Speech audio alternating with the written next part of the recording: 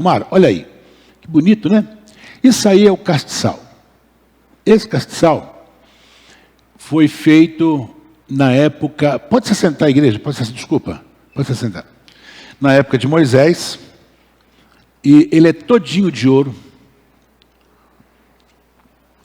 Presta atenção, ele é todinho de ouro, tá? Todinho de ouro, que fala da santidade de Deus. E esse candelabro não existe mais, esse. Por quê? Quando o general Tito, a pedido do seu pai, que era o imperador de Roma, irmãos, o que eu vou falar para vocês é uma das coisas mais tristes que eu já ouvi falar, tá? Se você quiser escutar, entra no YouTube e escreva lá a destruição de Jerusalém. É um negócio terrível, terrível. No ano 70, no ano 68, 69, depois que mataram Nero, antes de Nero morrer, que ele botou fogo em Roma e falou que foram os crentes, os cristãos, e começou a matar todo mundo, houve uma revolta muito grande dos judeus em Jerusalém. E quem mandava toda aquela região eram os romanos. E no ano 68, 69, guerra com mais guerras, judeu contra os romanos. Vespasiano, nesse tempo, ele era o grande general que mandava naquela região. Aí ele vai para Roma, lá matam o imperador e ele toma conta. Ele tinha um filho que chamava Tito, que era general, ele manda Tito para acabar com a rebelião em Jerusalém. Quando eles vão tentar fazer isso, era Páscoa. E a Páscoa lá em Jerusalém juntava 1 milhão de pessoas. 1 milhão de pessoas. O que o exército romano faz? Cerca Jerusalém. Ninguém saía, ninguém entrava. Jerusalém ficou cercada 7 meses, sem água, sem comida.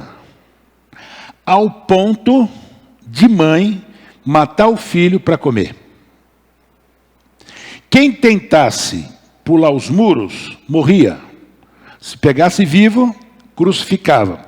E eles faziam questão de colocar todos crucificados assim, para que o pessoal, porque Jerusalém fica no alto, onde era o templo, todo mundo vê crucificado. Morreu 1 milhão de judeus, mais ou menos. Uma história terrível. Por que eu estou falando isso? Porque o candelabro, ele foi roubado nessa época. Tudo que tinha de ouro dentro do templo, os romanos levaram. Pastor, e a arca? A arca já não existia mais. A arca sumiu na primeira destruição do primeiro templo.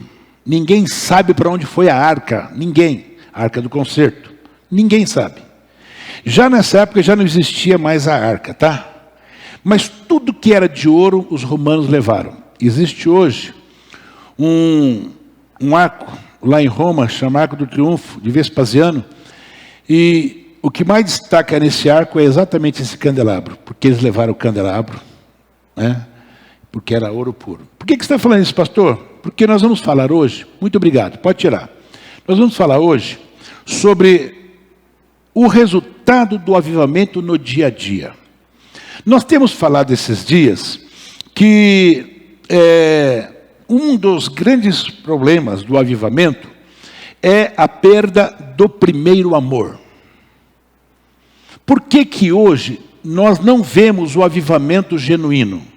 A gente vê, de verdade, são cultos pentecostais, às vezes são cultos de verdade, às vezes é aqueles pregadores que fazem uma forçação de barra, né?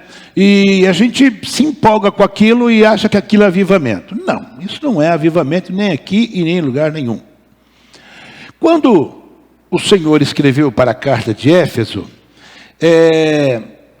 ele fala algumas coisas assim: conheça as tuas obras, tanto o teu labor como a tua perseverança. Mas ele fala também que esta igreja, ela perdeu o primeiro amor. Então, perder o primeiro amor, igreja, não é de forma nenhuma, tá? Como sendo um momento de crise. Isso não é perder. Isso não é falta do primeiro amor. De jeito nenhum, tá? Ele fala assim, ó, tenho porém contra ti que abandonaste o teu primeiro amor. Lembra onde você caiu? Arrepende? Volta à prática das primeiras obras. E se não, venho a ti e te moverei desse lugar, o teu candeeiro, caso não te arrependas. Portanto, presta atenção, igreja, hoje. Hoje talvez você vai dar pouco pulo e pouco glória, mas se você entender isso aqui hoje, e você não é batizado com o Espírito Santo, você vai ser batizado hoje. Creia nisso, tá? Creia nisso. Perda do primeiro amor, na verdade, tá? Não perda do primeiro amor, na verdade, é uma queda. Queda do quê? Pecado. A gente só perde o primeiro amor quando nós estamos no pecado. E temos necessidade do quê? De arrependimento. Tem muito crente dentro da igreja, nas congregações aqui na sede, em cima dos nossos púlpitos, que são pessoas dedicadas, são pessoas que trabalham, tá? E elas trabalham e fazem isso por hábito. Elas fazem isso por rotina. Outras fazem por medo. Ou porque a Bíblia diz que eu tenho um galardão, então eu não posso perder. Mas elas não têm mais paixão. Elas não fazem aquilo por amor. Ela se acostumou a fazer aquilo, tá? Há muitos crentes que continuam se dedicando ao trabalho do Senhor, mas perderam o primeiro amor. Pastor, será que é assim? Por que perdemos o primeiro amor? Primeira coisa, o convívio com o pecado. Convívio com o pecado. Jesus falou assim, e por se multiplicar a iniquidade, o amor de muitos se esfriaria. Eu vou falar hoje, igreja, sobre o resultado do avivamento dia a dia. Mas eu quero bater nessa tecla ainda, antes de entrar no que eu quero falar. Convívio com o pecado. Irmão, nós estamos rodeados de pecado. E nós estamos nos conformando com o pecado. Pastor, mas Deus o livre, pastor. Se eu for falar, eu posso ser preso. E daí que você vai ser preso? Você não precisa falar, mas o dia que perguntar para você, seja sincero. Seja sincero. Porque perguntaram para mim, algum tempo atrás, o que eu achava de casamento entre homens. Eu fui muito claro. Eu sou contra, porque a minha Bíblia é contra. A Bíblia fez homem e mulher. Não fez homem casando com homem, foi homem casando com mulher.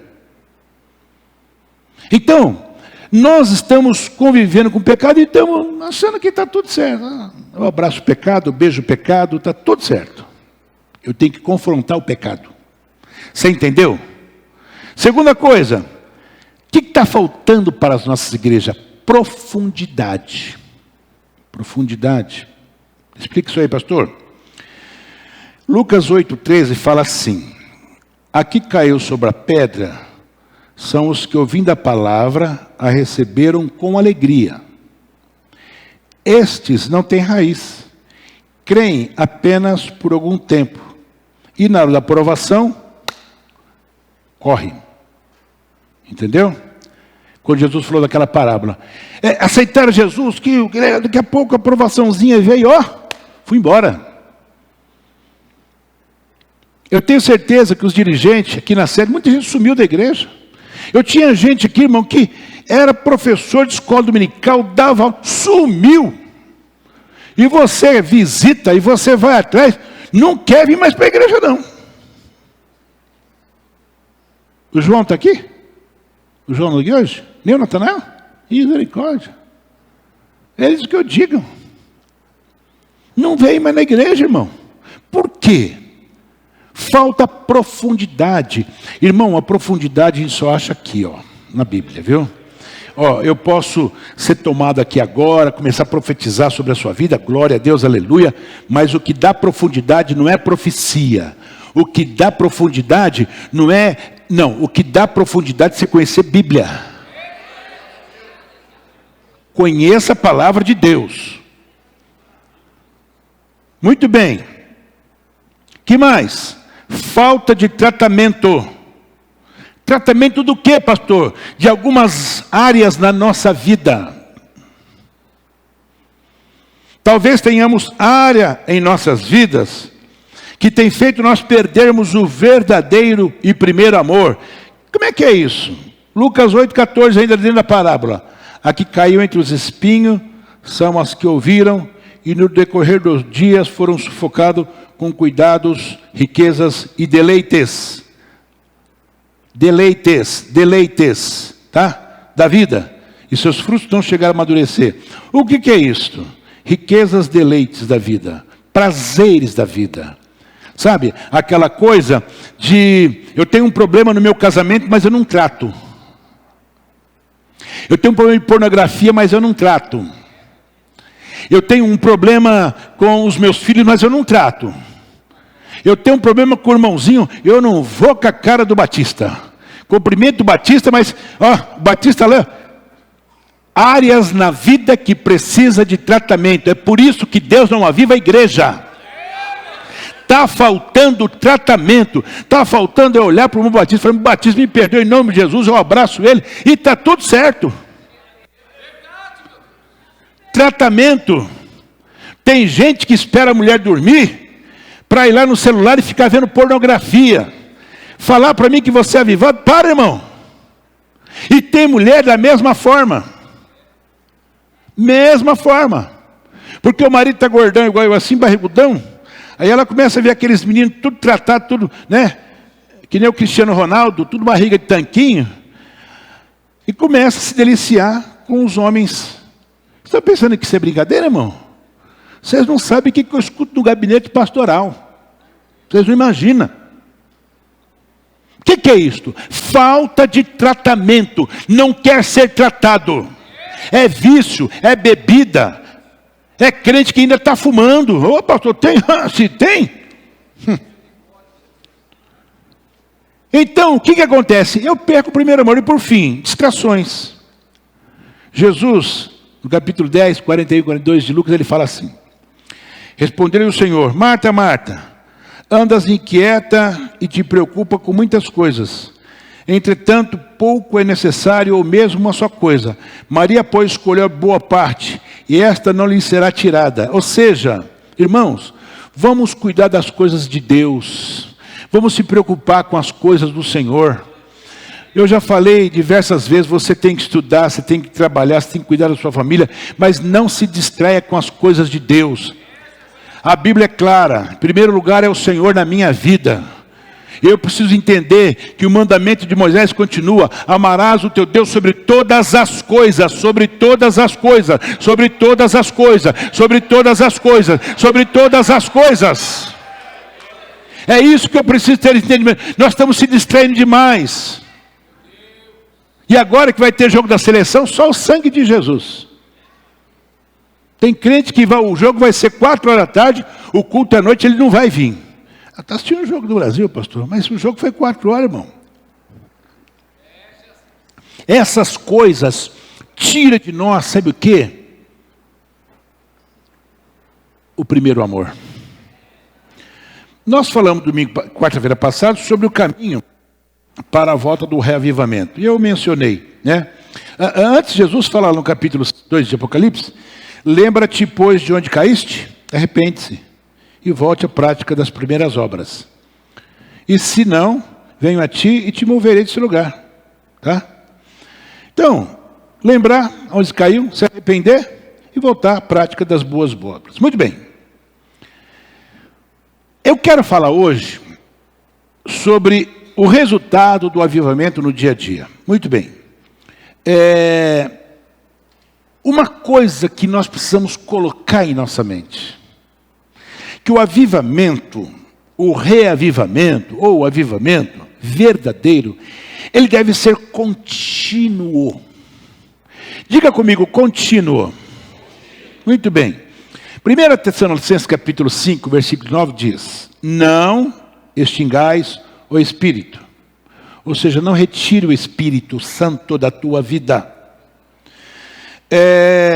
A responsabilidade da igreja do Senhor é não retirar o fogo do Espírito Santo. Nós sabemos que a Bíblia, ela está falando do fogo, porque naqueles dias, no tempo de Moisés, não existia lâmpada. Era fogo no duro, tá? A Escritura, elas fazem menção, tá, da figura do candeeiro, que jamais deveria se apagar. Aquele candeeiro que nós mostramos, Deus fala para Moisés que não deveria apagar nunca. Nunca deveria, sabe? Era contínua, tá? É uma coisa interessante. Lá no livro de Hebreus, para você ter um melhor entendimento, fala assim, 10:1. A lei não tem a imagem, olha só, quando a gente lê Bíblia, precisa ler e entender. A lei não tem a imagem exata das coisas. Vírgula. A lei não tem a imagem exata das coisas, mas a sombra dos bens vindouros. Ou seja, viria alguma coisa para a gente ter entendimento do que Deus falava por intermédio de sinais, de parábola, de tantas coisas que ele usava. Muito bem.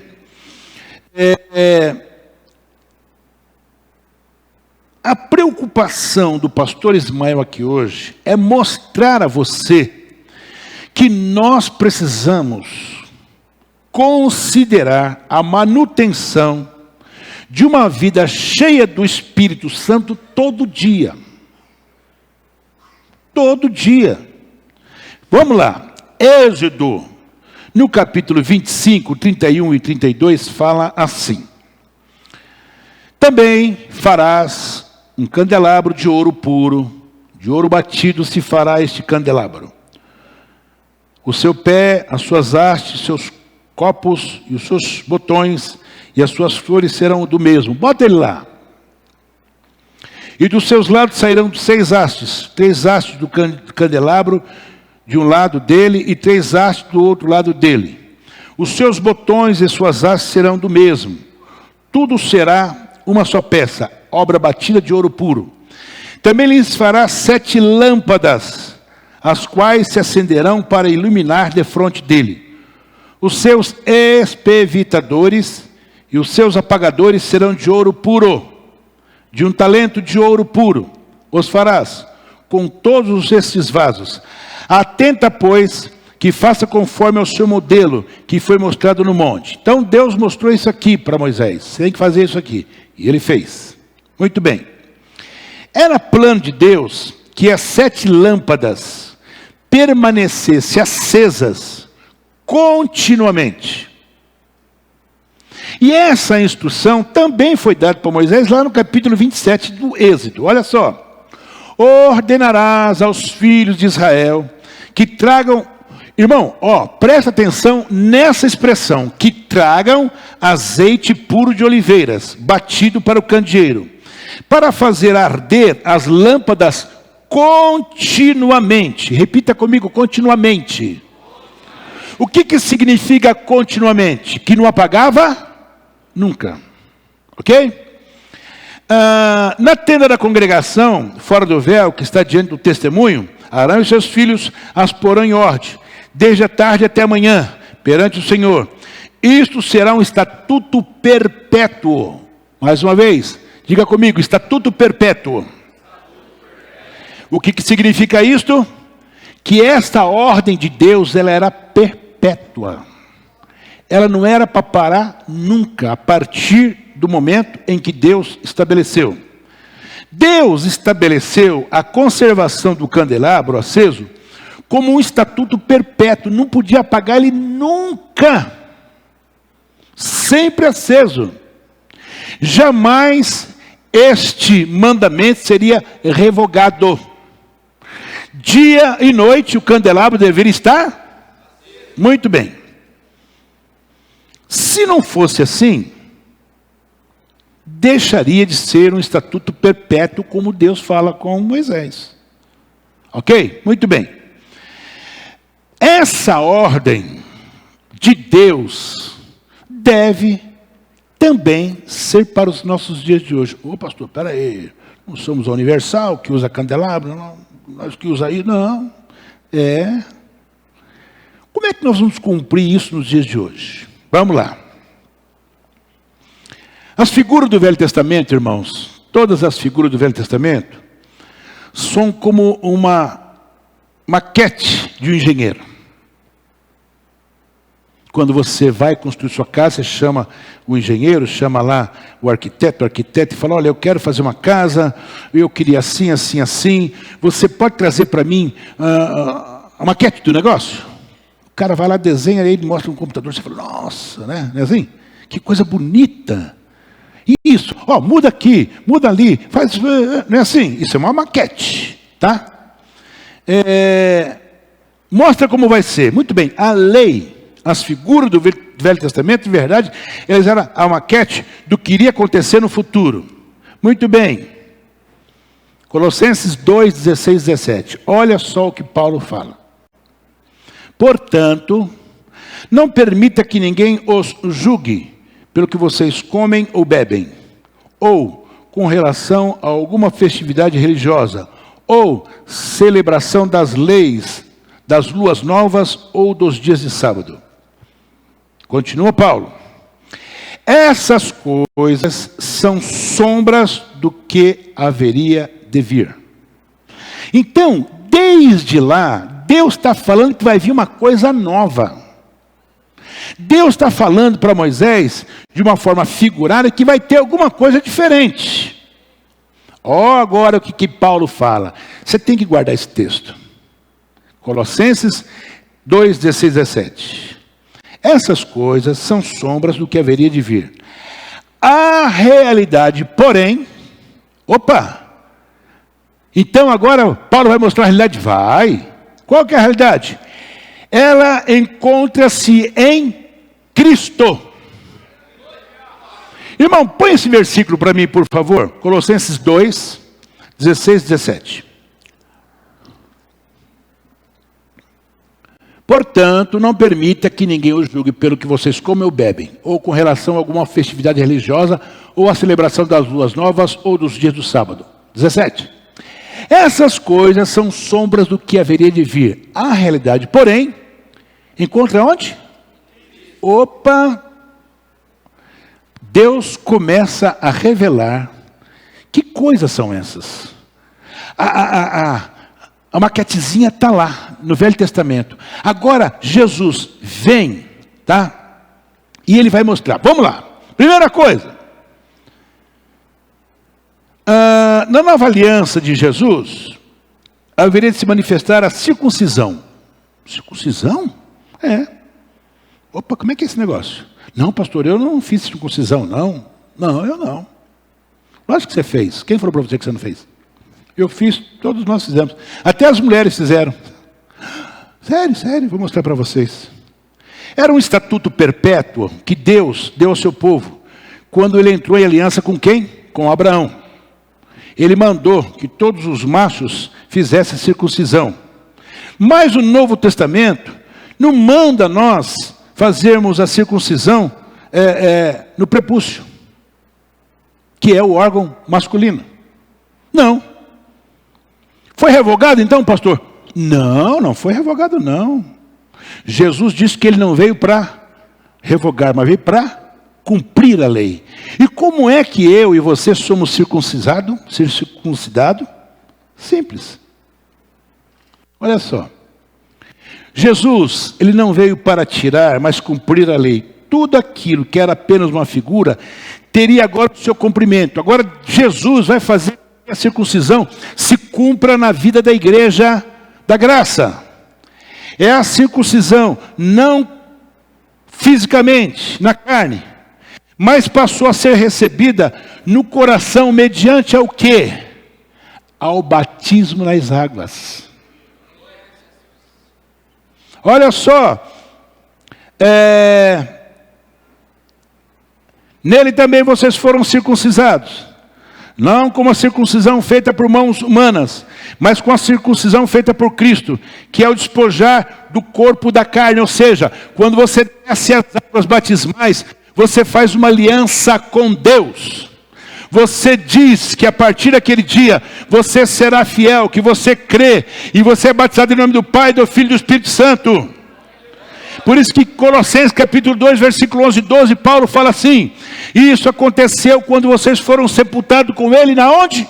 No batismo. Quando você foi sepultado e que te puxou, você foi ressuscitado como Cristo.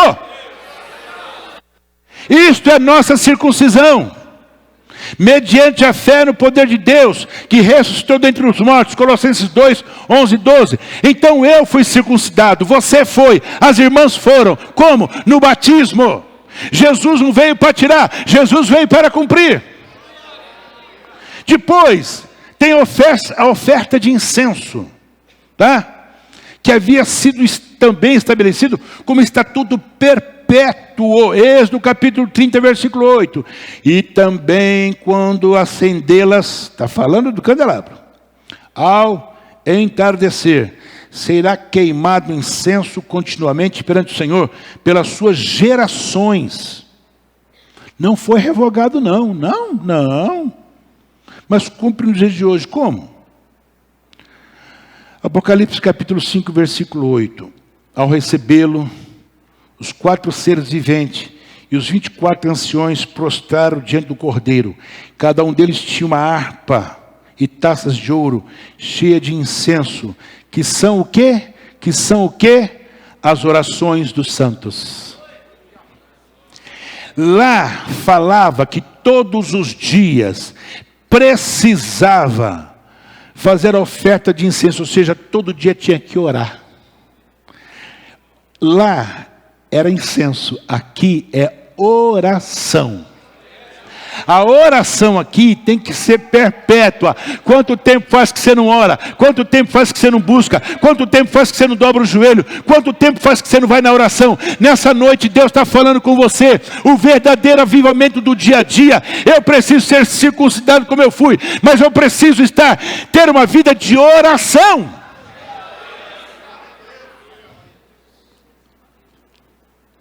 Pastor, isso aí não é Velho Testamento? Você é sacerdote. Eu? Eu sou. As irmãs também são. Não, mas sacerdote não tem que usar aquela roupa, as pedras, urim, tumim, aquelas coisas todas. O véu do templo se rasgou. Que véu que era esse? No templo, irmão, tinha as divisões. E tinha um véu que ele não dava passagem para o santo do santo. Lá só entrava o sacerdote uma vez por ano para oferecer sacrifício, oferecer primeiro para ele e depois para o povo. E o povo ficava todo mundo lá fora. Quando entrava o sacerdote, que ele oferecia o sacrifício, aí eles viam a fumaça e Deus se manifestava. Opa, Deus aceitou o nosso sacrifício.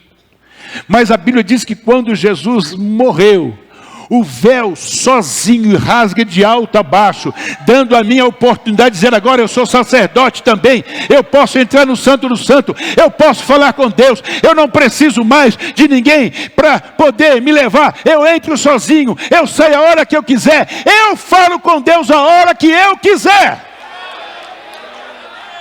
Aleluia! Isto é avivamento dia após dia. Avivamento é toda hora e todo dia. Crente que fala que o avivamento foi porque aquele culto foi assim, foi assado, esquece. O meu avivamento tem que ser todo dia. Eu fui circuncidado como o Senhor mandou, mas da mesma forma eu tenho que oferecer oferta todo dia. E a minha oferta é oração, oração, oração. Vida de oração.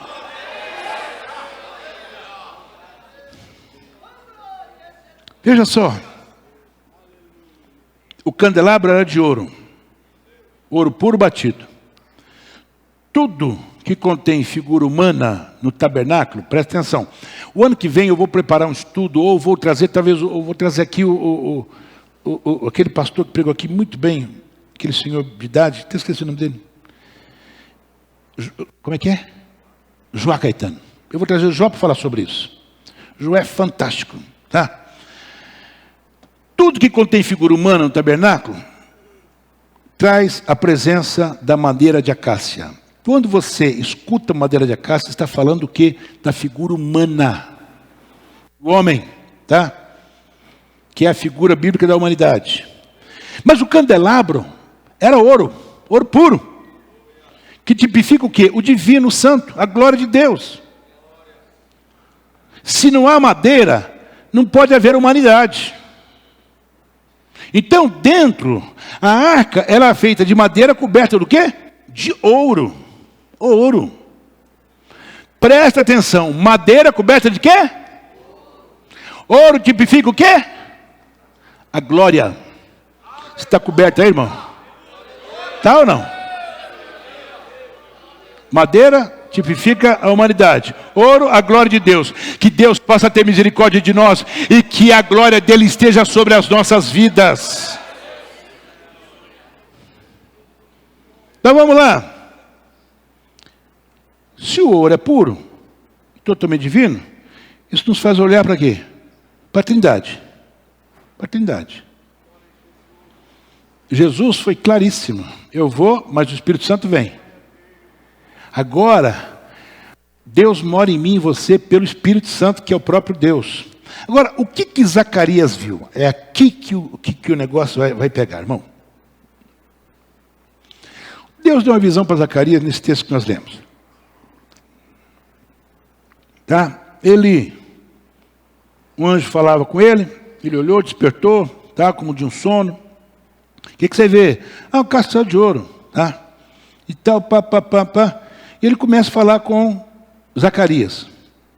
Quando Deus dava visões aos profetas, aos grandes homens de Deus, ele sempre falava por enigma, por mistério. Deus sempre fez isso, tá? Usava figura, por meio do seu significado, trazer a mensagem. Depois de ter mostrado o candelabro, o Senhor mostrava o que figurava. O que figurava. Capítulo 4, versículo 6, ele fala assim: Zacarias, não é por força nem por violência, mas pelo poder, pelo meu espírito, diz o Senhor, pelo meu espírito. E fica patente aqui que o que Zacarias viu e o que ele mostrou era o quê? Era nada mais do que uma figura do Espírito Santo. O que você não pode esquecer é que nós somos hoje um santuário de Deus. Somos? Somos ou não? O que é santuário? Santuário era o templo. Mas não tem mais templo. O templo, lá no ano 70, Tito foi lá, arrebentou com tudo. Acabou, não tem mais. Aonde era o templo hoje, tem lá um templo dos muçulmanos. Tá? Mas Pedro, ele falou lá em 1 Pedro 2,9, vocês, porém, são geração eleita, olha só, sacerdócio real, nação santa, povo exclusivo de Deus, para anunciar as grandezas daquele que nos chamou das trevas para a sua maravilhosa luz. Eu e você somos sacerdote, mas além de ser sacerdote, nós somos templo do Espírito Santo de Deus. Hoje nós temos o Espírito Santo em nós. E eu preciso entender que esse candelabro significava o Espírito Santo.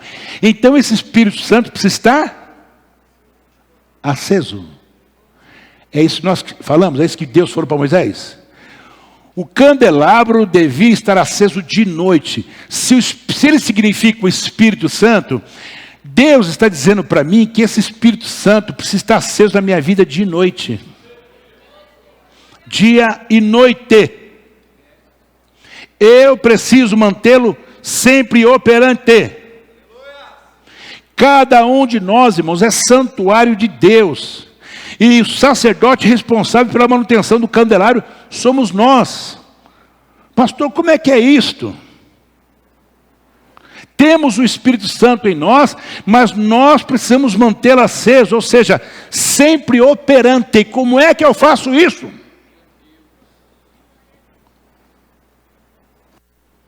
Só que tem um negócio aqui. Pastor, mas Deus fala para Moisés: ordenarás aos filhos de Israel que me tragam azeite. Trazer azeite? Então, espera um pouquinho.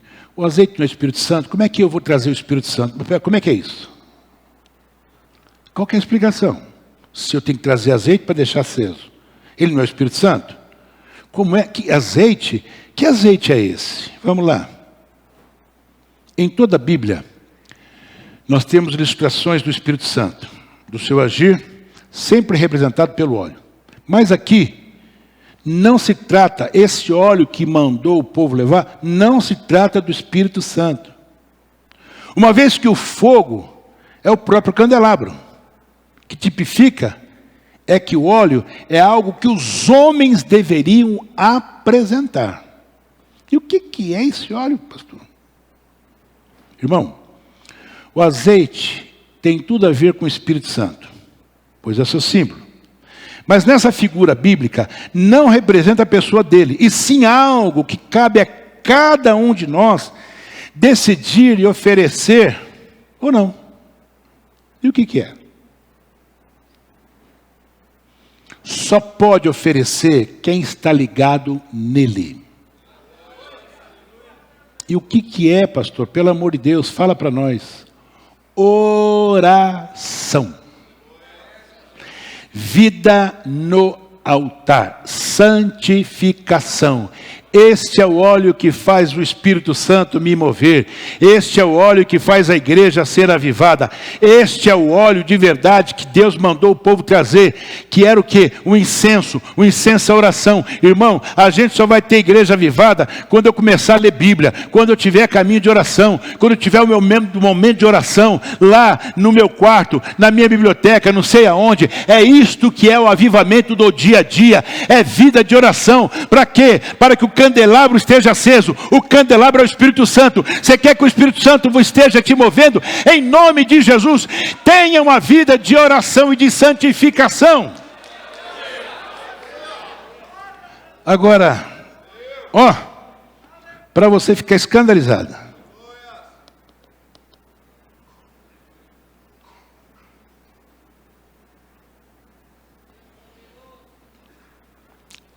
E sabe qual é a essência desse fogo? Falar em línguas. Pastor. Efésios 6:18 fala: orar em todo tempo no Espírito. Orar no Espírito, irmão, não é você orar baixinho, quietinho, estou orando em Espírito. Não, irmão, orar em Espírito é quando você fala língua estranha. Porque a Bíblia diz que quem fala língua estranha se edifica a si mesmo. Você deixa a lamparina acesa, você deixa o candelabro aceso. Então, se você não fala língua estranha, começa a dizer: Senhor, eu quero o candelabro aceso na minha vida. Eu quero o teu Espírito Santo. Eu quero falar língua estranha. Eu quero falar língua estranha. Eu quero falar em línguas estranhas. Aqui está, irmãos, o avivamento do dia a dia. Orar em espírito não é orar baixinho para ninguém escutar, não. É você orar falando língua estranha. Você pode até falar língua estranha baixinho, não tem problema não. Mas você está se edificando. O Espírito Santo está sendo aceso na sua vida. Você vai ser diferente. Você vai ser uma mulher diferente. Você vai ser um homem diferente. Você vai ser um jovem diferente. Por quê? Porque você vai ser cheio do Espírito Santo.